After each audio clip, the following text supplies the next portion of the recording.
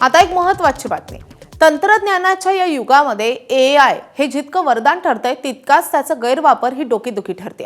यावर लगाम लावण्यासाठी केंद्र सरकारनं एक मोठं पाऊल उचललंय.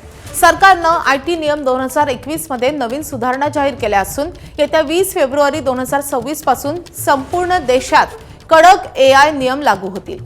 त्यानुसार सोशल मीडिया प्लॅटफॉर्मना फेक कंटेंट 3 तासात हटवावा लागेल. तसेच AI कंटेंटचे लेबलिंग अनिवार्य करण्यात आले.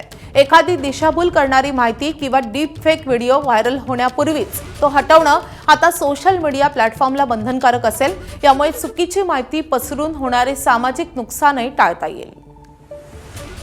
सरकारनं या संदर्भात नेमकी काय नियमावली आखली आहे आपण ग्राफिक्सच्या माध्यमातून पाहूया.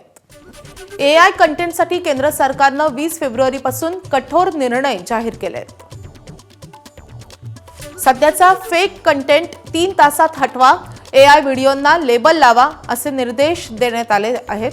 दिशाभूल करणारे डीपफेक व्हिडिओ हटवण्याचे सोशल मीडिया प्लॅटफॉर्मना आदेश देण्यात आले. सोशल मीडिया प्लॅटफॉर्मना फक्त 3 तासात कंटेंट हटवावा लागणार. सध्या 36 तासांची मुदत असेल. हिंसाचार भडकवणारे किंवा शस्त्रास्त्रांशी संबंधित AI मजकुरावरही बंदी असेल. AI वापरून बनावट कागदपत्रे किंवा इलेक्ट्रॉनिक रेकॉर्ड तयार करणं आता गंभीर गुन्हा मानला जाईल.